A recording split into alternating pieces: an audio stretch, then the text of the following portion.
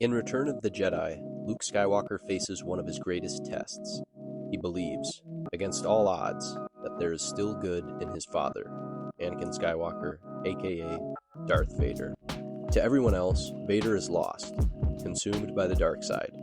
But Luke chooses to hold on to hope. He steps into enemy territory, not with fear, but with faith. As Hebrews chapter 11 verse 1 reminds us, now faith is confidence in what we have hope for and assurance about what we do not see.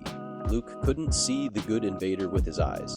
In fact, everything in front of him screamed that his father was gone, and yet faith allowed him to believe in something unseen, redemption.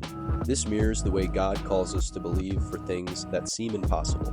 Maybe it's a loved one who seems too far gone, or a situation that looks hopeless, or even your own struggle where darkness feels overwhelming. Faith looks beyond the surface and clings to God's promises. As 2 Corinthians chapter 5 verse 7 states, for we walk by faith, not by sight. Luke willingly surrenders his weapon. He chooses to yield, to put himself in a place of vulnerability. That takes courage, and it reminds me of Romans chapter 12 verse 1. Offer your bodies as a living sacrifice, holy and pleasing to God. This is your true and proper worship. Luke's choice reflects the kind of sacrificial faith God calls us to live with. Faith that says, Lord, I trust you even when I don't understand, even when the risk is great. When you step into the darkness, into a broken world, a messy situation, or even spiritual battles, you may feel surrounded, but the light of Christ within you cannot be extinguished. John chapter 1 verse 5 declares, the light shines in the darkness, and the darkness has not overcome it. That's the hope we carry. The Emperor tries to lure Luke into hatred and fear. He wants Luke to give into the darkness. And isn't that how the enemy works in our lives too? Whispering lies, tempting us to give in, telling us that evil will win. But Luke resists, choosing to stay true to the light. This is what James chapter 4 verse 7 reminds us. Submit yourselves then to God. Resist the devil and he will flee from you.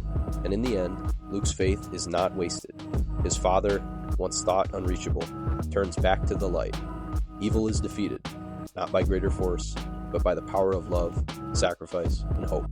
Romans chapter 12, verse 21 states, do not be overcome by evil, but overcome evil with good. Ezekiel chapter 36, verse 26 reminds us, I will give you a new heart and put a new spirit in you. I will remove from you your heart of stone and give you a heart of flesh. If Luke could see redemption for Vader, how much more does God see redemption for us? No one is too far gone. 2 Peter chapter 3 verse 9 reminds us, the Lord is patient with you, not wanting anyone to perish, but everyone to come to repentance. That means your prayers, your faith, your light might be the very thing God uses to reach someone else's heart, just like Luke's hope reached his father. Luke's story reminds me of that bold faith that often requires stepping into the darkest places, trusting that God's light is stronger. It means believing for the impossible, standing firm when evil surrounds you, and never giving up for those who seem beyond saving. Because the truth is, Jesus has already secured the victory. At the cross, he stepped into our darkness, bore our sin, and triumphed over it. Colossians chapter 2, verse 15 says, he disarmed the powers and authorities, making a public spectacle of them, triumphing over them by the cross. So take courage, let your faith shine, and remember, the light always wins.